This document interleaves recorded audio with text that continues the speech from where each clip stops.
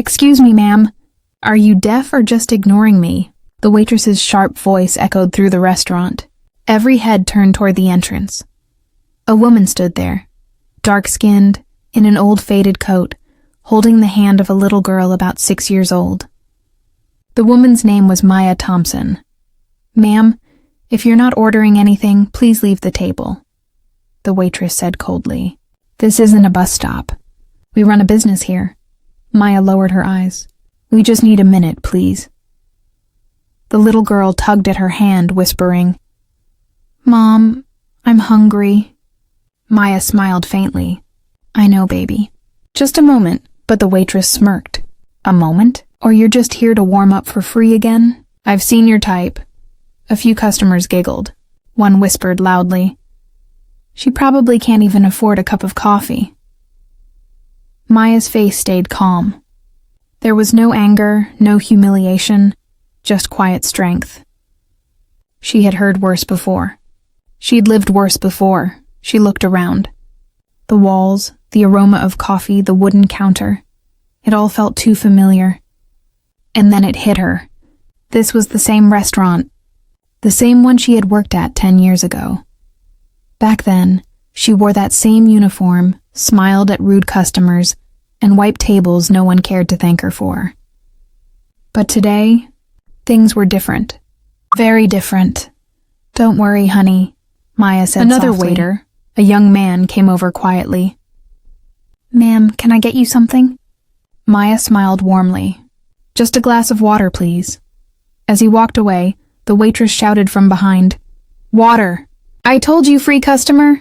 People laughed. Maya looked at her daughter and said, "Sweetheart, never let someone's words decide who you are.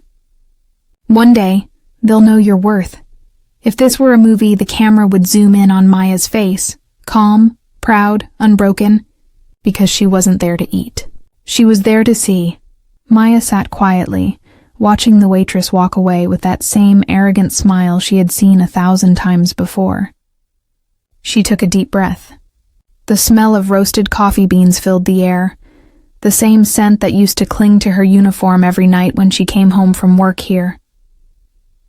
Her eyes moved slowly across the restaurant, the counter, the brown wooden chairs, the corner booth by the window, and then a faint smile appeared on her lips. She whispered under her breath, "I used to stand right there." Lena looked up.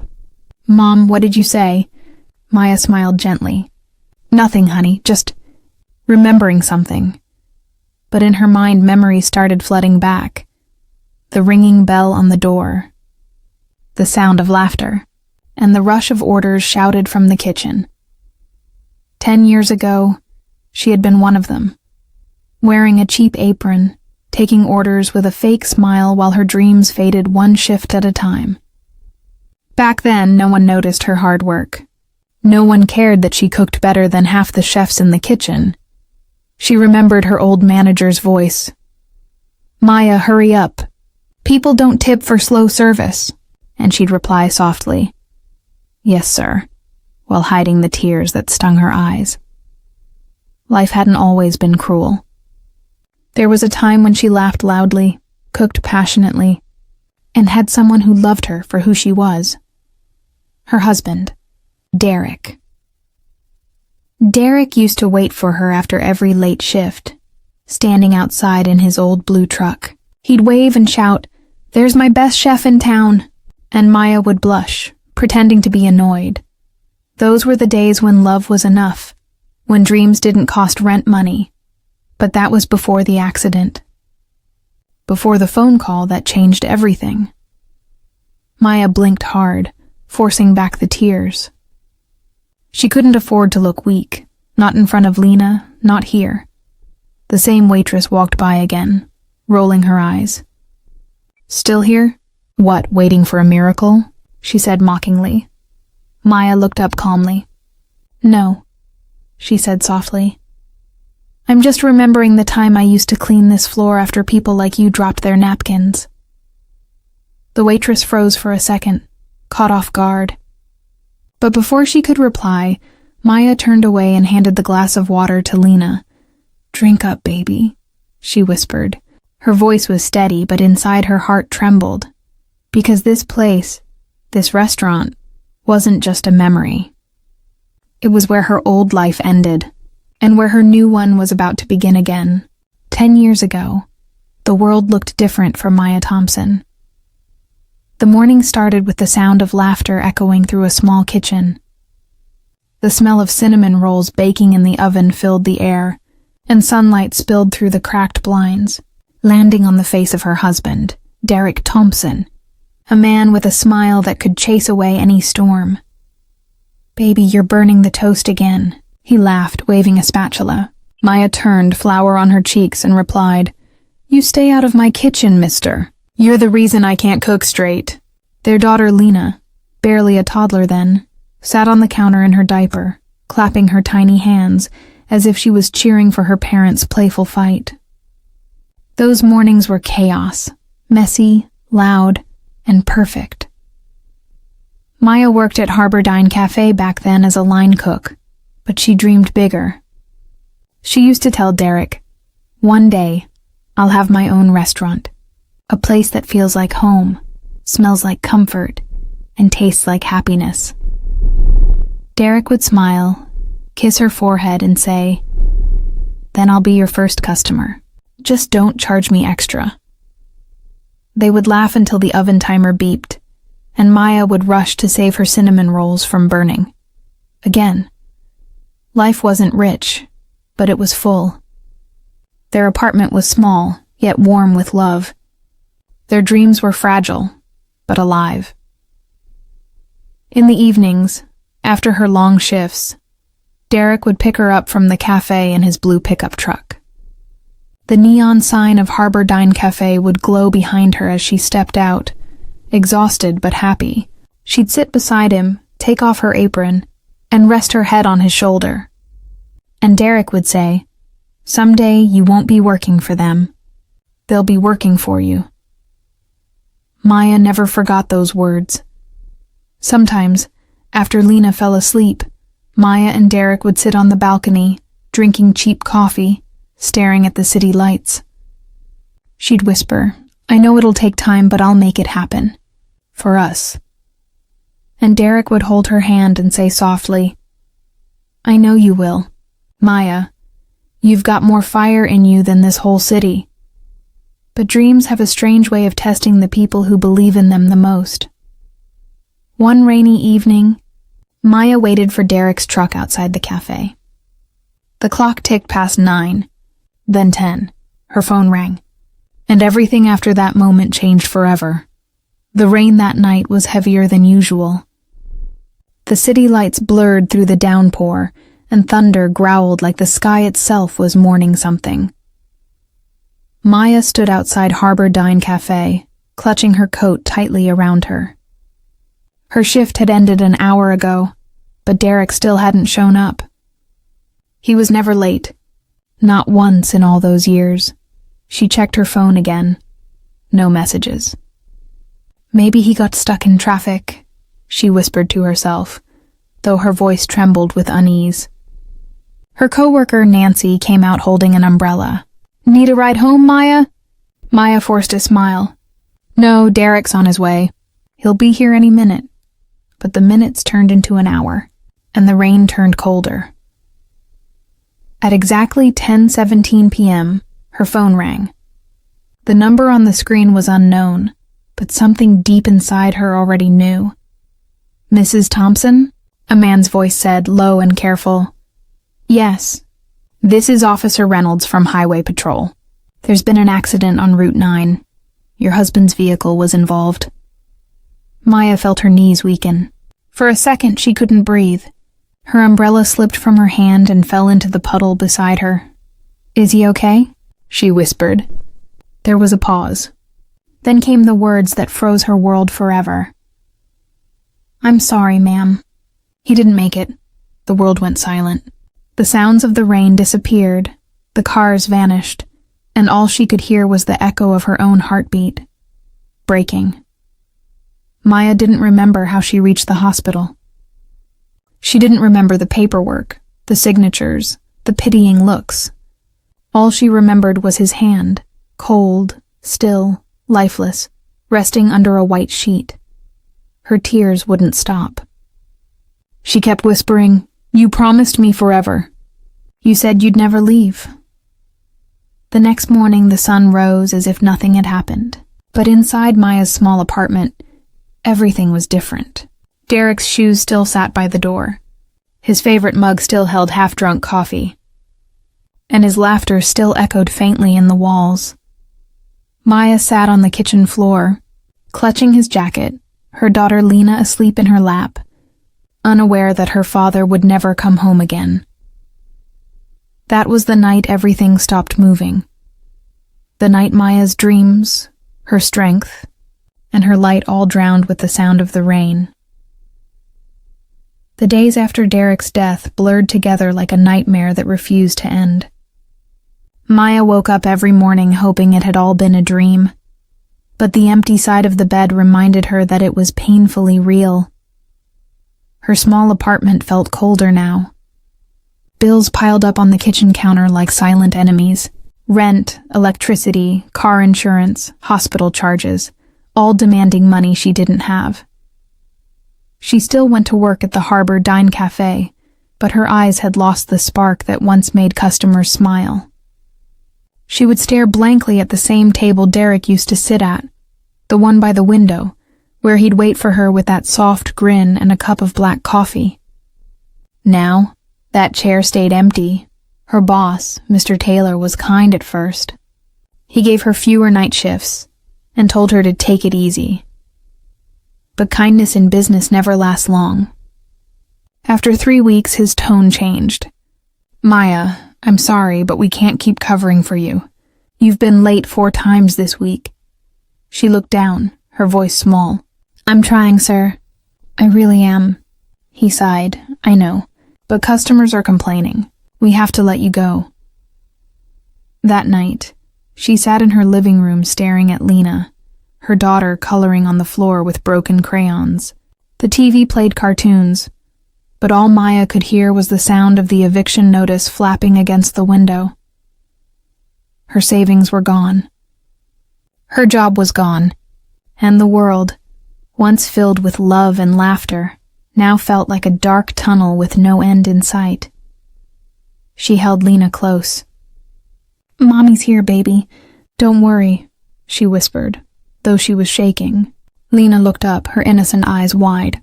"Mommy, when will Daddy come back from heaven?" Maya's throat tightened. She smiled through the tears. "Soon, sweetheart. He's watching us from the stars." That night, Maya cried quietly, so Lena wouldn't hear, as the rain outside whispered against the glass, just like it did the night Derek left forever. The night they left the apartment, the world felt colder than ever before. Maya stood outside with 2 suitcases and a blanket, Lena's tiny hand clutched in hers. The landlord didn't even look at them when he locked the door. He just said, "I'm sorry, ma'am. I gave you 3 notices." Maya didn't argue. She knew there was nothing left to say. Their car, an old blue sedan with a broken heater, became their new home. Maya spread the blanket over the back seat, tucked Lena in, and whispered, "Close your eyes, sweetheart. Pretend we're camping." Lena smiled sleepily. "Will Daddy camp with us from the stars?" Maya nodded, her throat tight. "Yes, baby. He's watching us right now." Outside, the city lights shimmered through the fog. Inside, the air was heavy with silence. Maya leaned her head back against the cold window, watching her daughter sleep, and felt the weight of the entire world pressing down on her shoulders. Her stomach growled. She hadn't eaten all day, saving the last sandwich for Lena. Her fingers trembled as she pulled her phone out. No missed calls, no messages, just a blank screen, like her life had paused. She scrolled through old photos. Derek laughing in the kitchen, Lena's first birthday, the 3 of them baking cookies together. A tear slid down her cheek. She whispered, "I'll make it back, Derek. I promise." Somehow. Suddenly a flashlight beam hit the car window. Maya startled. It was a police officer. He looked inside and said kindly, "Ma'am, are you okay?" Maya forced a smile. "Yes, officer. We're just resting." He paused, glanced at the sleeping child, then said softly, "Try to move before morning, ma'am." "It's not safe here." She nodded. "Thank you." When he left, Maya looked up at the sky. The stars were faint, hidden behind clouds. She pressed her palms together and whispered a prayer. Not for herself, but for her daughter. God, please, give her a better life than this. And in that car, under the broken streetlight, a mother's silent determination was born. She would rise again. For Lena, for Derek, for herself. Morning sunlight slipped through the cracked car window, landing softly on Lena's cheek. She stirred, rubbed her eyes, and whispered, "Mommy, are we still camping?" Maya smiled weakly. "Yeah, sweetheart. Still camping." Her voice tried to sound cheerful, but it cracked midway. Lena sat up and pointed outside. "Look, a bird!" A small robin was pecking crumbs near the sidewalk. The child giggled. "He's having breakfast, Mommy. He's lucky." Those words hit Maya harder than she expected. Lucky. A bird was lucky, because it had food. She turned away quickly, wiping a tear before Lena could see. "Yeah, baby. He sure is." Her stomach growled again, but she ignored it. She reached into her purse and found a half-eaten granola bar. She broke it in half and handed the bigger piece to Lena. "Here you go." Lena shook her head. "No, Mommy, you eat it. You're bigger." Maya forced a laugh. "No, I'm fine. You need your energy, champ." Lena frowned but obeyed. She ate quietly, looking out the window. Then suddenly, she said something that changed everything. "Mommy, when I grow up, I'll buy you a big kitchen, with shiny pans and cookies every day." Maya froze. Her heart clenched, her eyes stung. That small sentence, from that tiny voice, lit something inside her that had been dying for months.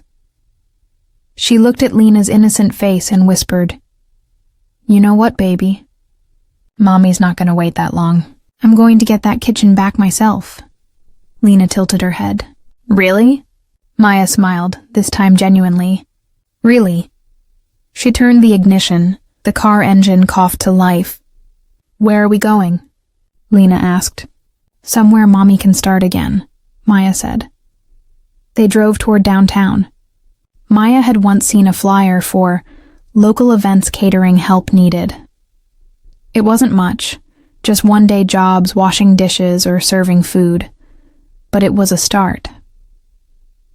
For the first time in months, the fear in her eyes was replaced by something else. Fire. As the car disappeared down the sunlit street, Lena whispered from the back seat, "Mommy, can I name our car?" Maya chuckled. "Sure, what do you want to name it?" "Hope," Lena said softly, "because she always takes us somewhere new." Maya glanced at her through the mirror and smiled with tears in her eyes. "Yes, baby. Hope it is." The city park buzzed with life that Saturday morning. Children were laughing, music was playing, and the smell of food drifted through the air. A banner above the entrance read, "Annual Hope Foundation Charity Event, Feeding the Homeless." Maya parked her car 2 blocks away, her little blue sedan named Hope. She looked at Lena in the back seat, adjusting her tiny pink jacket. "Be good today, okay? Mommy will be right over there." Lena nodded, smiling proudly. "You're gonna cook, Mommy?" Maya kissed her forehead. "Yes, baby. Mommy's gonna cook again." That single sentence filled Maya's chest with warmth. It had been months since she'd said those words. For a woman who once lived inside the kitchen, this was like stepping back into her world, even if only for a day. At the event tent, she met the catering manager, a tired but kind woman named Sophie. "You must be Maya, right? We're short-staffed. Can you handle the grill?" Maya smiled nervously. "Yes, ma'am. I can handle it." The moment she picked up the spatula, something changed. the sizzling sound, the aroma of onions and spices. It all came rushing back like a lost melody. Her hands moved on instinct, quick, precise, confident. Sophie watched her for a moment, surprised. "You sure you haven't done this before?" Maya smiled faintly. "It's been a while. Hours passed."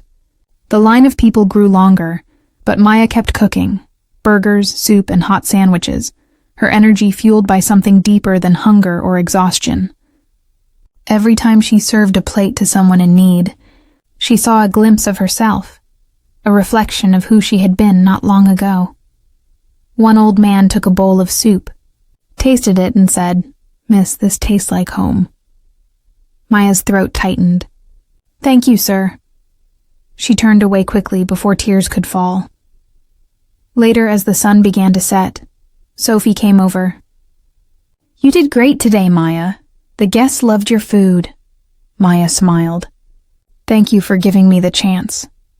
Sophie wiped her hands and said, "I'll be honest. You've got real talent. We have another event next weekend. Would you be interested?" Maya froze, her eyes wide. "Really? I mean, yes. I'd love to." Sophie grinned. "Good. I'll call you." That evening, Maya and Lena sat together in the car, sharing a sandwich and laughing softly. It wasn't much, but it was the happiest Maya had felt in months. Lena took a bite and said, "Mommy, today you looked like a superhero." Maya chuckled. "A superhero who smells like onions?" Lena giggled. "A superhero who feeds people." Maya looked at her daughter and whispered, "Maybe one day, baby, we'll have a place where everyone can eat, no matter how much they have." Lena nodded dreamily. "Like your own restaurant?" Maya smiled, her eyes glistening. "Yes, like my own restaurant." For the first time in a long time, she didn't feel like a woman who had lost everything. She felt like a woman who was just getting started. The next weekend came faster than Maya expected. She had barely slept all week, planning recipes, sketching ideas in a small notebook, and saving every coin she could for ingredients. This time, she wanted her food to stand out, not for luxury, but for love. Lena helped her pack boxes early that morning. "Mommy, this time you'll be famous," she said, tying a ribbon on a napkin roll. Maya laughed softly. "Famous? No, baby. I just want to make people happy." At the charity event, Maya wore the same blue apron from last time, faded but lucky. Sophie greeted her warmly. "Back again, chef?" Maya smiled. "Wouldn't miss it for the world." Today's dish was simple yet special. Spicy lentil soup with homemade flatbread, the kind her mother used to make during hard winters. As the soup simmered, its aroma drew people closer like a magnet. Even the volunteers stopped to take a sniff. By noon, a line had formed again. Laughter, chatter, and warmth filled the air. Maya moved gracefully, ladling soup, serving bread, smiling at strangers. Every bowl she handed over felt like a small prayer. Then, in the crowd, someone unusual appeared. A tall man in a charcoal suit, clearly not one of the regular guests. He spoke softly to Sophie, who quickly pointed toward Maya. The man approached the counter. "Are you the one who made this soup?" he asked. Maya nodded, slightly nervous. "Yes, sir. Would you like to try some?" He accepted the bowl, took a spoonful, and paused. A long silence followed. Then he looked up with genuine surprise. This tastes incredible. Simple but soulful." Maya blinked, unsure how to respond. "Thank you, sir. It's just an old family recipe." He smiled faintly. Old recipes are often the best ones. A few minutes later, Sophie whispered in Maya's ear, "Do you know who that is?" Maya shook her head. "That's Ethan Cole, owner of Cole's Kitchen, one of the top restaurants in the city." Maya's heart skipped. "You're joking." "Nope," Sophie grinned. "And he looks impressed." When the event ended, Maya was cleaning up when Ethan returned. He stood beside her quietly and said, "You have talent, Maya. Real, honest talent. We're hosting a new community program at my restaurant to help small cooks and food entrepreneurs get back on their feet." He paused, watching her reaction. "I'd like you to join us." Maya froze, her breath catching in her throat.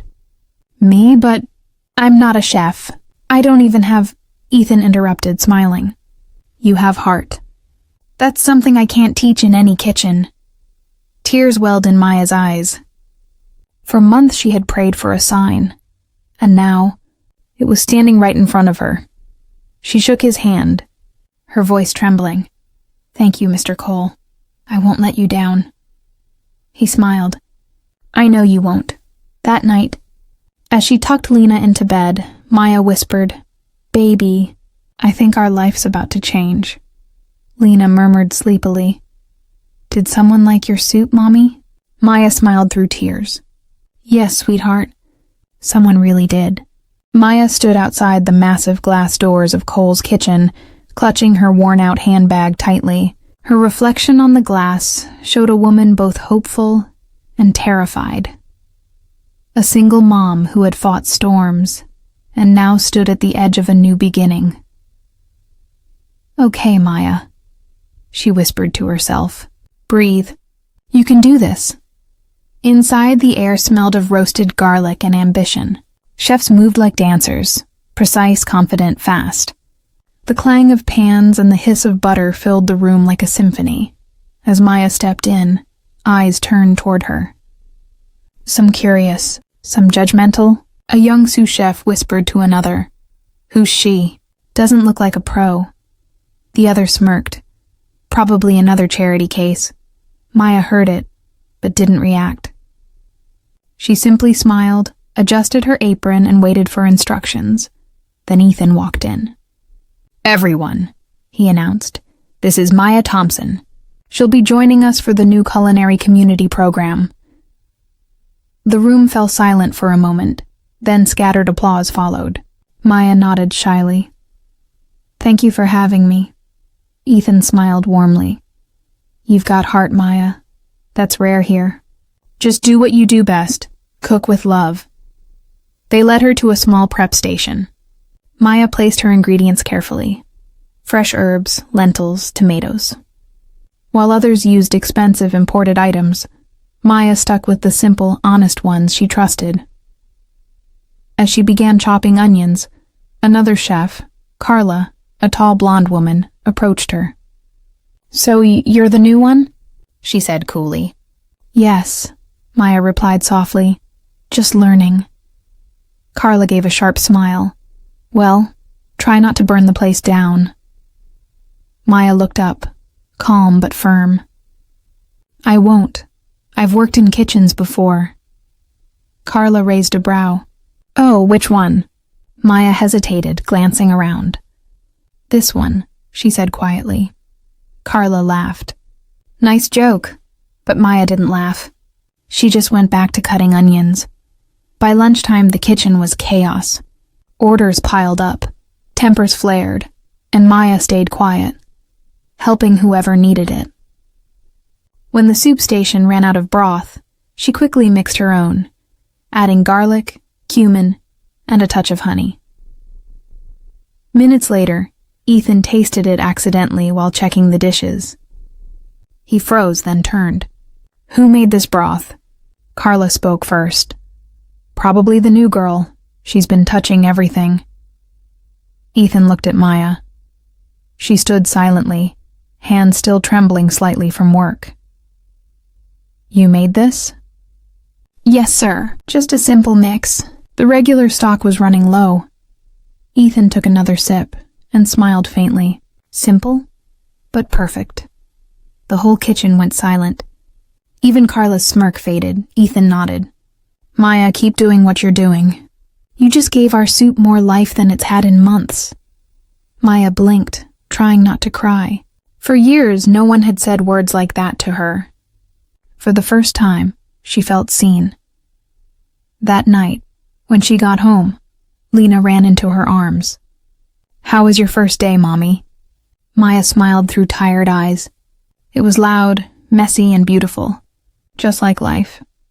A few days later, Cole's kitchen was busier than ever.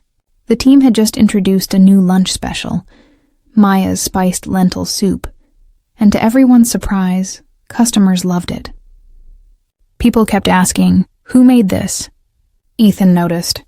He watched customers finish every last drop, smiling in quiet satisfaction. But what caught him off guard was something else. A faint déjà vu every time he smelled that soup. Something about it felt personal. Late that night, when the kitchen lights dimmed and everyone left, Ethan stayed behind. He walked to the counter where Maya had been working. Her small notepad was still lying there, covered in neat handwriting and faded recipe notes. He picked it up and flipped through the pages. His eyes froze on a line scribbled near the top. Lentil harmony, recipe for hope. That phrase hit him like thunder. Years ago, another cook had used those exact words, in this very restaurant. A woman named Maya, who had once worked here before disappearing suddenly.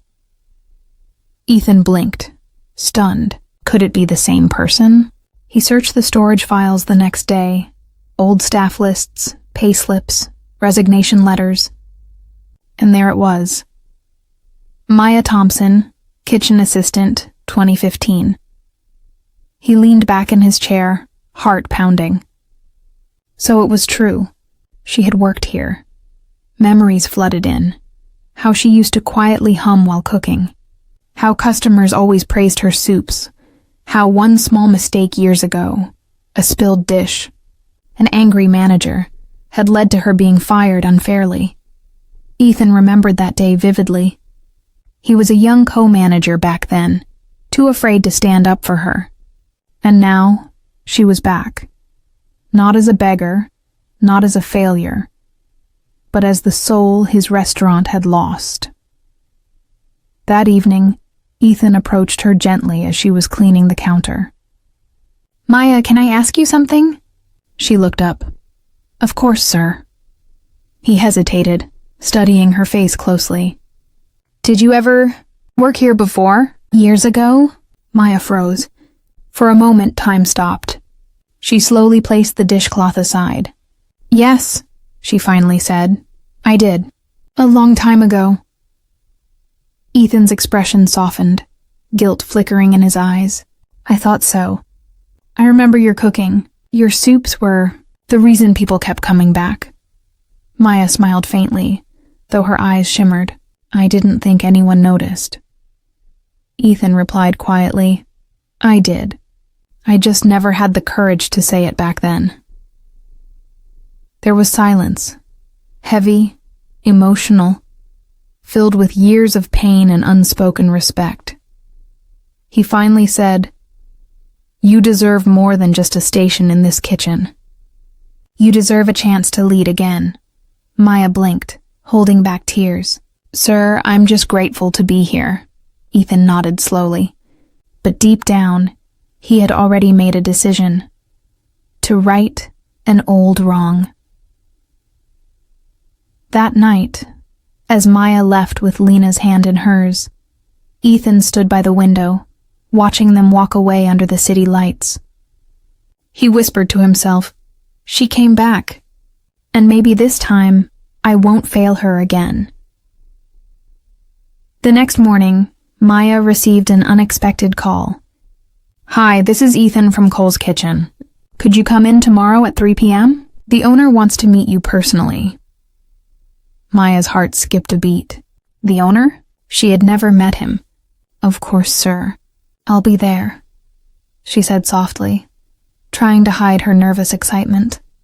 That night, she couldn't sleep. She ironed her only formal shirt 3 times, made sure her daughter's homework was packed, and even polished her shoes until they shone faintly in the dim light. When she finally stood in front of Cole's Kitchen the next afternoon, the same restaurant where she had once been humiliated, her hands trembled slightly. She took a deep breath and stepped inside. The same waitress from before, Tina, stood at the counter, scrolling through her phone. When she saw Maya, she frowned. "Oh, it's you again." "We're kinda busy today, ma'am. Staff meals are for employees only." Maya smiled politely. "I'm not here for food. Mr. Ethan called me for a meeting with the owner." Tina rolled her eyes. "Right. And I'm the Queen of England." She laughed under her breath, looking Maya up and down, her simple clothes, her worn shoes. "You sure you got the right place?" Maya tried to stay calm. "Yes, he said 3 o'clock. Tina sighed dramatically. "Fine, you can wait there, but don't touch anything, okay?" Maya quietly sat at a small corner table. Other staff walked past her, whispering. Some giggled, assuming she was there to ask for work again. Minutes turned into half an hour. Still no one came. Alina fidgeted beside her, whispering, "Mom, can we go home? She's being mean again." Maya squeezed her hand gently.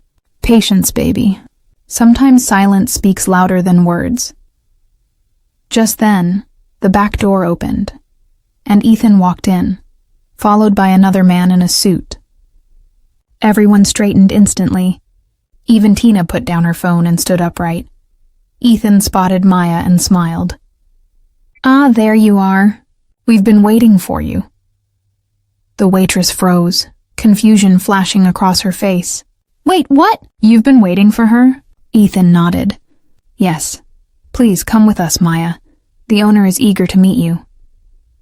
As Maya stood, Tina stammered, I didn't know, sir." She said. Ethan cut her off firmly. "Respect should never depend on who someone is, Tina. That's lesson 1 in hospitality." Tina lowered her head, ashamed.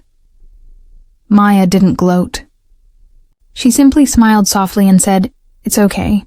We all learn someday." As she followed Ethan toward the private office, her heart raced. She didn't know what awaited her behind that door, a new beginning or another goodbye. But one thing was certain. This time, she wasn't the scared woman from years ago. This time she walked with quiet dignity, and her daughter by her side. As Maya followed Ethan through the hallway, her palms grew damp with anxiety. The restaurant office looked elegant. Walls lined with framed awards, old photos of chefs, and a golden plaque that read, "Cole's Kitchen, serving heart, not just food." Ethan stopped at the door and turned to her with a gentle smile. "Ready?" Maya nodded, though her heart was pounding. The door opened, and an older man in a dark blue suit stood up from behind the desk. His presence was calm yet commanding. This was Mr. Cole himself. "Maya Thompson," he said warmly. "I've heard a lot about you." Maya blinked, confused. "About me, sir?" He smiled faintly. "Yes, about your food, your dedication, and your story." Ethan gestured for her to sit. "Please, take a seat. There's something we need to show you." Cole reached into a drawer and pulled out a file. Old employment records dated nearly 10 years ago. He slid them across the table. "Do you remember this?" Maya's breath caught. There was her name. Maya Thompson, kitchen assistant, terminated July 2015. She nodded slowly, her eyes glistening. "I remember. It was the worst day of my life." Cole leaned back. "Ethan told me everything. How you were treated unfairly, how you rebuilt your life." "I respect that deeply," Maya whispered. "Thank you, sir. But I'm just grateful to work here again." Cole exchanged a knowing glance with Ethan. Then he said quietly, "Maya, you're not here for a job." She frowned slightly. "I'm not?" Cole smiled, stood up, and walked toward the window. "You see, 6 months ago, this restaurant was nearly bankrupt. I was planning to sell it, but before finalizing, I received a mysterious offer. Someone wanted to buy Cole's Kitchen." Maya looked puzzled. "Buy it?" He turned back, eyes warm. "Yes. The buyer said one condition. No staff should be fired until she visits personally." "Do you know who that buyer was?" Maya shook her head. "No, sir." Ethan stepped forward with a soft grin. "You, Maya." Maya froze. What did you say?" Cole chuckled gently. You bought this restaurant. Through your catering company, Harmony Foods. The lawyers finalized it last month. Maya's eyes widened in disbelief. But how? I didn't, Ethan interrupted kindly.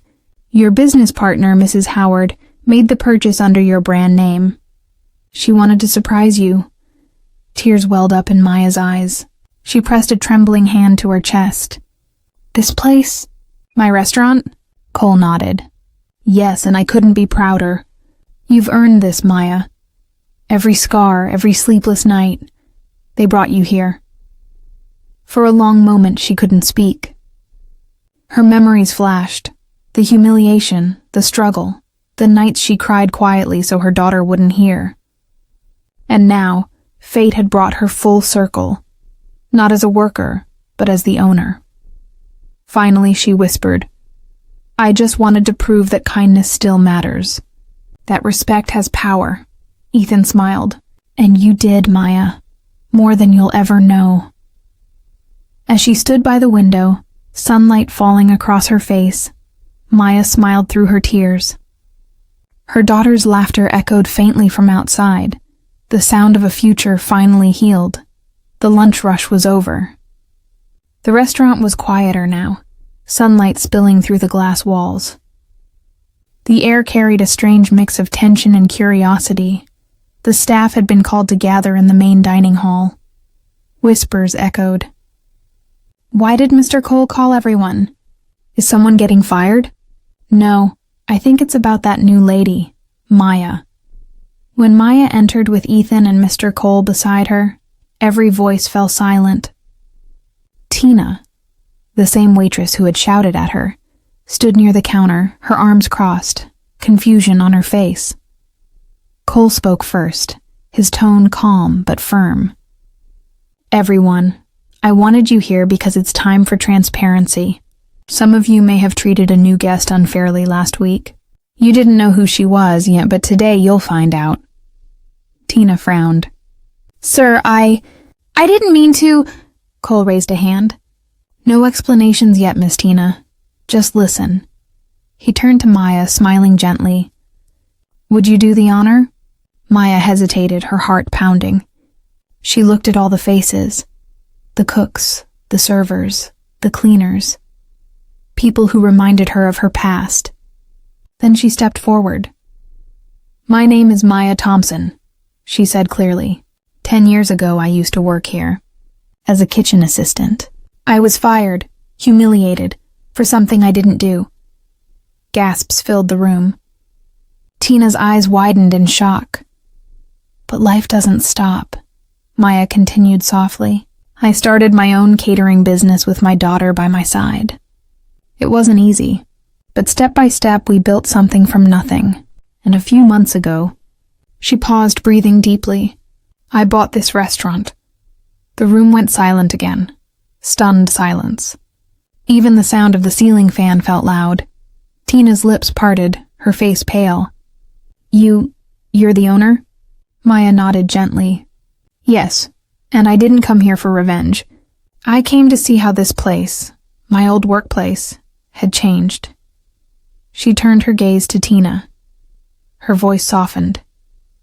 And yes, I remember you. You yelled at me the moment I walked in. You saw a single mom with a child, and you judged her. Tina's eyes filled with tears. She stepped forward, trembling. Maya, I'm so sorry. I was wrong. I shouldn't have spoken to you that way. For a moment, everyone held their breath. Would Maya fire her? Scold her? But Maya just smiled faintly. Apologies mean more when they come from the heart. And yours does. She walked closer and gently placed a hand on Tina's shoulder. I've learned that pain can either make us bitter or make us better. I choose better. Tina broke down in tears, whispering, Thank you. Thank you for forgiving me. Cole cleared his throat. That's the spirit I want in this restaurant. Respect, kindness, and second chances. The staff began clapping, softly at first, then louder, until the room was filled with applause. Ethan leaned toward Maya, whispering, You just turned a moment of humiliation into a lesson in grace. Maya smiled, her eyes glistening. No, Ethan. Life turned it into one. Her daughter Elena ran in from the hallway, holding a small note she had drawn. It read, "Mom, you're my hero." Maya hugged her tightly, and for the first time in years, she truly felt at peace. A week later, the sign outside the restaurant changed. The old name Cole's Kitchen was gone. In its place, bold new letters gleamed under the morning sun. The second table. A place where everyone deserves another chance. Maya stood on the sidewalk, her daughter Elena beside her, watching the workers fix the final touches. The restaurant had been repainted. Soft cream walls, green planters by the windows, and a warm golden glow that made it feel like home. Ethan walked up with 2 coffees in hand. "New name, new start," he said, smiling. Maya took the cup and smiled back. Yes, and a new purpose. When they entered, the staff was gathered inside. Not just the old team, but new faces too. Single mothers, widows, and young women looking for work. Maya had personally interviewed every one of them. She spoke to them gently, yet confidently. This restaurant isn't just a place to eat. It's a place to heal. Each one of you has a story, and that story deserves respect. One of the new cooks, Angela, raised her hand shyly. "Ma'am, why did you name it the second table?" Maya smiled. Because life always gives us another seat, another chance, if we're brave enough to take it. Tina, the waitress who once shouted at Maya, stood nearby, listening quietly. After that apology, she had begged to stay, not out of guilt, but to prove she could be better. Now she worked harder than ever, treating every customer with kindness. The lunch hour arrived. The doors opened, and people began to walk in. Old customers who had been coming to Cole's Kitchen for years, curious about the change. They looked around, amazed. There were small cards on every table with quotes written by Maya herself. No one is defined by their mistakes. Kindness costs nothing but changes everything. Every plate here carries hope.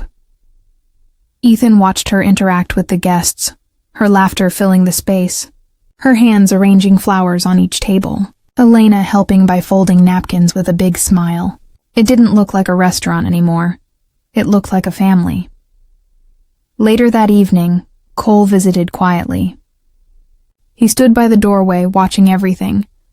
Maya noticed him and walked over.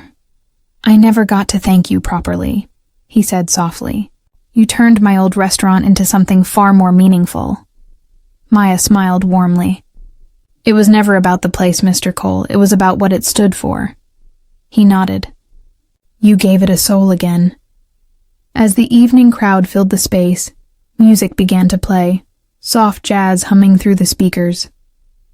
Maya looked around, at the laughter, the light, and her daughter's joyful face, and whispered, This is what hope looks like." Ethan came beside her. "You did it, Maya. You turned pain into purpose." She looked at him, her eyes shining. "No, Ethan, we did." Outside, the new sign glowed brighter against the night sky. The second table, a place for second chances. And for the first time, Maya didn't feel like a survivor. She felt like a creator. The next few weeks were magical. The second table was always full. Laughter, chatter, and the aroma of spices filled the air. Local newspapers wrote about the restaurant built on kindness, and people traveled from nearby towns just to experience it. But one morning, Ethan walked in holding a folded newspaper. His expression was serious. "Maya, you might want to see this." He unfolded the page. It was a review announcement. A famous food critic, Leonard Bryce, was visiting their restaurant that evening. Maya's smile faded. Leonard Bryce. The name alone pulled her years back, to the day when he'd publicly mocked her cooking in this same place. She could still remember his words. Too simple. Too emotional. Cooking isn't therapy. It's art. That review had gone viral. And days later she was fired. Now fate was bringing him back to her restaurant. Ethan noticed her silence. "You okay?" Maya took a deep breath. "Yes, just poetic, isn't it?" He smiled faintly. Poetic. Or karmic. That evening, the second table gleamed brighter than usual. The candles flickered, the jazz music played softly, and every staff member worked with quiet focus. Tina handled the tables gracefully, while Elena sat near the counter, drawing hearts on a napkin for her mom. At exactly 7 p.m., the door opened. Leonard Bryce walked in. Elegant suit, silver hair, the same sharp eyes. He didn't recognize Maya at first. To him, she was just another chef. "Good evening," he said coldly. "I'm here to review your food. I hope it lives up to the hype." Maya smiled politely. "Welcome to the second table, Mr. Bryce. Tonight I'll personally prepare your meal." He sat, opened his notepad, and watched her like a hawk. In the kitchen, Maya's hands trembled slightly. Ethan noticed and whispered, "You don't have to prove anything." Maya replied softly, "I'm not cooking to prove. I'm cooking to forgive." She prepared her signature dish, lentil harmony soup, served with a side of herb bread. The same dish he had mocked years ago. When the bowl was placed in front of him, Leonard inhaled deeply. Something about the aroma made him pause. He took a sip, slow, thoughtful, and then another. The room fell silent, everyone watching. Finally, he lowered his spoon. "This tastes familiar," he said slowly. Maya approached, her voice calm but firm. "Maybe because you've tasted it before, Mr. Bryce, years ago, when I was just a kitchen helper here." He froze, eyes widening. "Maya Thompson?" She nodded gently. "Yes, the same woman you called too emotional. The same one whose soup you dismissed." A wave of realization washed over him. The restaurant, the warmth, the story. Everything made sense now. He stood up, visibly moved. "I was wrong," he said quietly. "Deeply wrong." Maya's eyes softened. "We all make mistakes. But the good thing about life is, it gives us a second table." He smiled faintly, repeating her restaurant's name. "A second table?" Indeed. That night, Leonard's review was different. Not just about flavor, but about forgiveness. Some food doesn't just fill the stomach, it heals the soul. The second table reminded me that the best recipes are written with kindness. And for Maya, that was the sweetest review of her life. The following evening, the restaurant felt different. Lighter, warmer. Leonard Bryce's review had gone viral, and people from all over the city began reserving tables weeks in advance. But for Maya, the real victory wasn't the fame. It was peace. That night, as the last guest left and the lights dimmed, Ethan gathered the staff for a short meeting. He wanted to thank everyone for their effort. But before he could begin, Tina stepped forward, her hands trembling slightly. "Maya," she said softly, her voice cracking. Everyone turned toward her. I need to say something. In front of everyone." Her eyes welled up as she continued. "When you first came here, I was rude. I judged you. I thought you didn't belong here. And last night, when Mr. Bryce came, I saw how you treated him. With grace, not anger. I realized how small I've been." The room was silent. Even Ethan didn't speak. Tina wiped a tear. "You taught me something I'll never forget. That true strength isn't in fighting back. It's in forgiving." Then, before anyone could stop her, she said quietly, "I'm sorry, Chef. From the bottom of my heart." Maya looked at her for a long moment. Then she walked over, slowly, and instead of words, she simply hugged her. The staff gasped.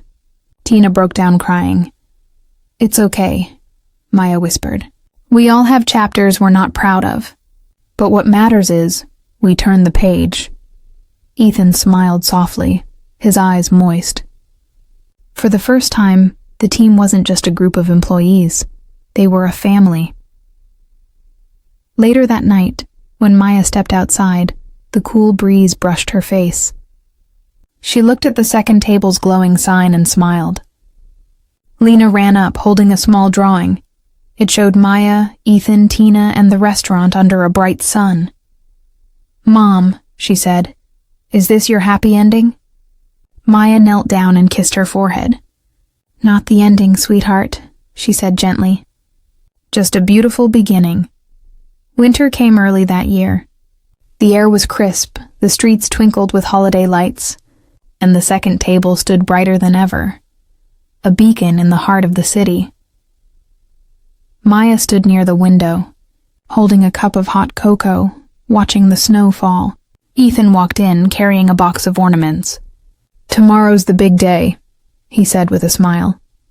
"You sure about this?" Maya nodded. "Absolutely. This restaurant gave me a second chance. It's time to give one back." She was planning something special, the Festival of Light, a charity dinner for underprivileged children and struggling single parents across the city. No tickets, no reservations, just warmth, food, and music for anyone who needed it.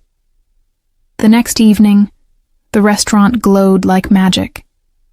Candles lined the windows, fairy lights twinkled across the ceiling, and soft jazz played in the background. The staff moved gracefully, setting the tables not for paying guests, but for hearts that needed love. Tina managed the serving line, smiling brighter than ever. Ethan handled the logistics, making sure every dish reached a waiting hand. And Maya? She was in the kitchen, stirring her lentil harmony soup, the same recipe that once changed her life. Soon, the doors opened, and children poured in. They came in laughter, curiosity, and a little shyness. Some were barefoot. Some clutched their mother's hands tightly. One little boy looked up at Maya and asked, "Are you the lady who makes the happy soup?" Maya laughed, kneeling down to his level. "Yes, sweetheart. And tonight, it's all yours." Throughout the night, the restaurant filled with joy and chatter. There were no critics, no reservations, no expectations, just people sharing food and stories. For the first time, the second table wasn't just a restaurant. It was a home. At the center table sat a small candle, symbolizing the flame of kindness that had brought them all together. Ethan walked over to Maya and said softly, "You did it. You turned pain into purpose." Maya smiled. "No, we did. Together." As the night came to an end, Maya stood near the door, saying goodbye to each guest. A mother with 2 children hugged her and whispered, "You don't know what this means to us." Maya replied gently, "I do. I really do." When the last guest left, Maya turned off the main lights, leaving only the candles flickering. Lena tugged her sleeve and said, "Mom, look. The light doesn't go away even when the restaurant is dark." Maya looked at her daughter with teary eyes. "That's because kindness," she said softly, "never needs electricity." The morning after the Festival of Light, the air inside the second table still smelled of cinnamon and roasted bread. The laughter of last night lingered like music that refused to fade. Maya arrived early, her hair tied up, a simple gray sweater hugging her frame. She looked around the restaurant. Every candle melted halfway, every table carrying the memory of a smile. Ethan was already there, arranging some papers near the counter. When he saw her, he smiled. "You came before everyone," he said. Maya shrugged lightly. "Old habits. Can't rest when the kitchen's quiet." He chuckled, then took a deep breath, the kind of breath someone takes before a big truth. Maya, before the team comes in, I want to tell you something. Maya frowned softly. What's wrong? Nothing's wrong, Ethan said, his tone calm but his eyes emotional. Something's right. Finally. He handed her an envelope, thick, official-looking. She opened it slowly, her fingers trembling. Inside were legal documents. Her eyes widened as she read the heading. Transfer of ownership, the second table restaurant. Maya looked up, her lips parting. Ethan, what is this? Ethan smiled gently. This place was never supposed to be just mine. From the day you walked in with your daughter, I knew this restaurant needed you. The way you cooked, the way you cared, it brought life back here. Tears gathered in her eyes. But Ethan, I can't accept this. Yes, you can, he interrupted softly. You already earned it. The customers come for your warmth, not my name. This place is yours now, officially. You built its heart. For a moment, Maya stood frozen. Her hands shook, her lips quivered. She looked around, the tables, the chairs, the memories, and realized this was her home now. Just then, the door opened, and the staff began walking in. Tina, Mark, the other waiters. They noticed the emotion on Maya's face. What happened? Tina asked curiously. Ethan turned toward them and said with a bright smile, Everyone, I have an announcement. He pointed toward Maya. From today onward, the second table officially belongs to her, to the woman who turned a simple restaurant into a family. The staff gasped, then burst into cheers. Tina hugged Maya tightly. You deserve this more than anyone. Mark clapped loudly. Boss Lady Maya, that sounds perfect. Maya laughed through her tears. Stop it, you guys. I'm still just me. Ethan smiled. No, you're not just you anymore. You're the soul of this place. Maya looked at everyone, her little family, and said with a trembling voice, I didn't build this alone. You all did. Every plate, every smile, every late-night shift, it was all of us. The room filled with applause, laughter, and even a few tears. As the sunlight filtered through the windows, it landed softly on the restaurant sign outside, the second table, glowing golden, and beneath it, Ethan had added a new line that morning, owned and loved by Maya and team. Maya stood there, smiling with tears rolling down her cheeks. For the first time in years, she didn't feel like a survivor. She felt like someone who belonged. It was late afternoon at the second table. Sunlight poured through the windows, painting golden lines across the floor. Maya was near the counter, helping Elena with her homework, while the kitchen hummed softly in the background. Life had finally found its rhythm. Steady, peaceful, warm. Just then, the bell above the door rang. Maya looked up automatically. A man stood there. Tall, thin, eyes tired, the kind of tired that comes from regret. For a moment, she couldn't breathe, because she knew that face. David, she whispered, her husband. The man who had once walked away, leaving her with nothing but debts, tears, and a child in her arms. The man whose absence had built her strength. He stepped closer, his voice trembling. Maya, I didn't know where else to go. I saw the news about you, about this restaurant. Elena looked up, confused. Mama, who is he? Maya placed a gentle hand on her daughter's shoulder. Sweetheart, this is someone I used to know. David's eyes filled with guilt. I made mistakes. Terrible ones. I lost everything. And when I saw what you've done here, I realized what I'd thrown away. He took a step closer. Maya, please. Can we talk? The restaurant had gone silent. Tina and Ethan watched quietly from a distance, unsure whether to intervene. Maya's heart pounded, memories flashing. The nights she cried alone, the mornings she struggled to feed her daughter, the years it took to rebuild herself. Then she exhaled, slow, steady. David, years ago I begged you to stay. You didn't, and that night, I thought my life was over, but it wasn't. It was beginning. He lowered his eyes. I don't expect forgiveness. I just wanted you to know I'm sorry. Maya nodded slowly. And I'm glad you came. Not because I need closure, but because I already have it. She stepped aside, her tone calm, graceful. This restaurant is called The Second Table. It's for people who believe life gives them another chance. But that chance isn't always about going back. Sometimes it's about moving forward. David's lips trembled.